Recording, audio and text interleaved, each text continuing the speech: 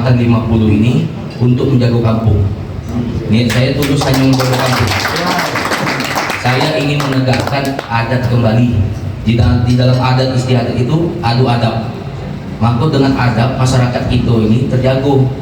Yang muda menyayangi yang tua, menghormati yang tua. Yang tua menyayangi yang muda dan sayang sama yang muda. Memberikan tunjuk dan ajarnya kepada kami yang muda ini.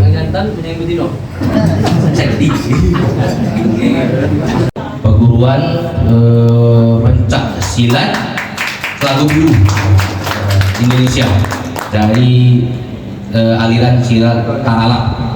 Nah, silat Taralak ini silat tua. Silat tua ini berasal dari daerah pesisir alam Minangkabau. Dulunya dibawa oleh Datuk Pesisir, Datuk Haji Kasim, berturun ke anaknya Datuk Muhammad Zain.